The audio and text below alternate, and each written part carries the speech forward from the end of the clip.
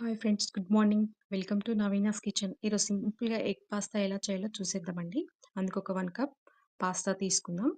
1 glass water తీసుకొని అందులో వేసేసుకోవాలి. కుక్కర్ క్యాప్ క్లోజ్ చేసుకొని స్టవ్ వెలిగించుకొని స్టవ్ పైన ఒక 2 విజిల్స్ వచ్చేంత వరకు మనం స్టవ్ పైన పెట్టేసుకుందాం. తర్వాత చూడండి, పాస్తా ఇక్కడ మనకు ఉడికిపోయింది.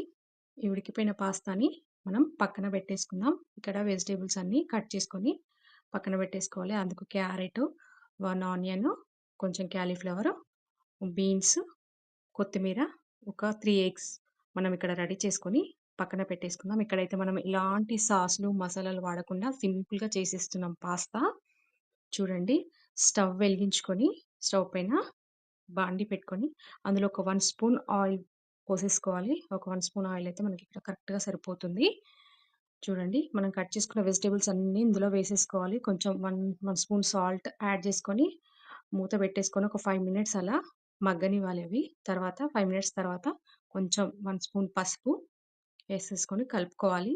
తర్వాత మనము ఒక 3 ఎగ్స్ అందులో తీసుకున్న 3 ఎగ్స్ అందులో వేసేసుకోవాలి. వేసుకున్న తర్వాత మళ్ళీ ఒక 5 మినిట్స్ తర్వాత చూడండి, మనకి ఎగ్స్ అనేటివి మంచిగా ఉడికిపోయినాయి ఇక్కడ. ఒక 1 స్పూన్ కారం ఏస్తున్నా నేను. మీరు కొంచెం ఎక్కువ కావాలనుకుంటే ఏసుకోండి. మాకైతే సరిపోతుందండి. చూడండి, మనం ఉడకబెట్టుకున్న పాస్తాను అందులో వేసుకొని కలిపేసుకోవాలి. చూడండి, ఒక 5 మినిట్స్ అలా ఉంచేసుకున్న తర్వాత మనకిక్కడ పాస్తా అనేది రెడీ అయిపోయింది. ఫైనల్‌గా కొంచెం ధనియా పౌడర్ యాడ్ చేసిన ఒక 1 స్పూను, ఒక హాఫ్ లెమన్ పిండుకోవాలి.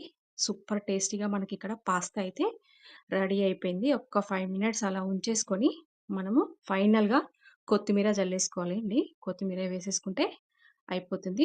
ఇక్కడ సూపర్ అండ్ టేస్టీగా పాస్తా అయితే మనకు రెడీ అయిపోయింది. సూపర్‌గా ఉంటది ఫ్రెండ్స్. మీరు కూడా ట్రై చేసి నాకు కామెంట్ బాక్స్‌లో ఎలా ఉందో చెప్పండి. బాయ్ మరి. కొత్తగా మన ఛానెల్‌ని ఎవరైనా చూస్తున్నట్లయితే సబ్స్క్రైబ్ చేయడం మర్చిపోవద్దు.